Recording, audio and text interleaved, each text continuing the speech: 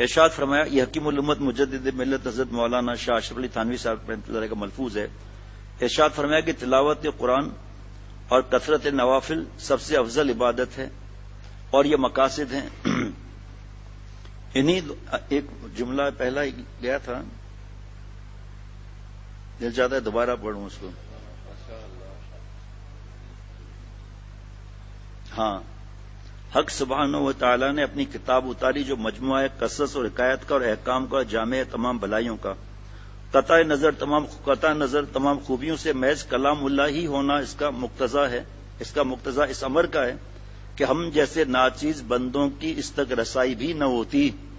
حضرت مجدد فرما رہے ہیں، آگے سنیے کتنا مٹنا ہے، کہاں وہ مقدس کلام، کہاں مکیر بندے۔ یہی اصل ہے نا یہ۔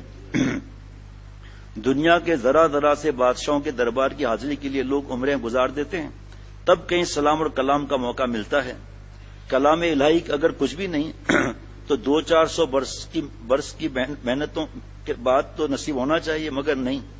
کس درجے رحمت ہے اللہ میاں کی کہ ہمارے ہاتھوں میں اپنی کتاب دے دی اور اتنے عام دے دیا کہ جس وقت جی چاہے ہم سے باتیں کریں، بلکہ صرف اذن ہی نہیں بلکہ مطالبہ کیا کہ بندوں سے کہ مجھ سے باتیں کرو۔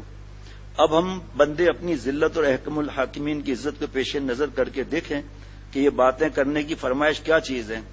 سوائے اس کے کچھ نہیں کہا جا سکتا کہ محض فضل خداوندی ہے۔ اللہ اس کی توفیق عطا فرمائے۔ جو حافظ قرآن ہے نا، میں اپنے بیٹوں کو بھی اپنے کہتا ہوں، بھتیجوں سے بھی کہتا ہوں، تعلق والوں کو بھی ہوتے ہیں نزدیک تو کبھی کہہ دیتا ہوں، بھائی ہم تو قدر کیا کریں گے، ہم سے تو سامنے رکھا ہوا قرآن پاک نہیں پڑھا جاتا۔ آپ لوگ خوش نصیب ہیں کہ آپ کے سینے میں کلام پاک ہے، تو اس کو تو آپ کا تو کوئی مسئلہ ہی نہیں ہے۔ سیڑھیاں چڑھتے جا رہے ہیں، ایک بار اللہ اکبر کہہ دیا، سنت ادا ہو گئی، تلاوت کرتے ہوئے جا رہے ہیں۔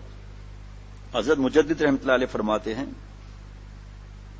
انہی دو چیزوں کی صلاحیت کے لیے طریق میں، اصلاح میں، سلوک میں ذکر اور شغل کی تعلیم ہوتی ہے، اور وہ سب مقدمات ہیں، اور ان میں شیخ کی بھی ضرورت ہے، اس لیے کہ اس میں بعض اوقات کچھ خطرات بھی پیش آتے ہیں اور مقاصد میں کوئی خطرہ نہیں۔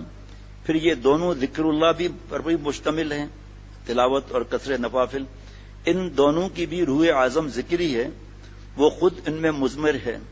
باقی مستقل اذکار مثلا سبحان اللہ یا لا الہ الا اللہ، ان سب سے تلاوت قرآن اور نماز افضل ہے۔ دیکھو میں بھول نہ جاؤں، حضرت مجدد نے اس سے پہلے ملفوظ گزرا ہے، فرمایا رمضان شریف میں ذکر کم بھی ہو مسئلہ نہیں، تلاوت بڑھا دینی چاہیے، رمضان شریف میں تلاوت بڑھا دینی چاہیے جناب۔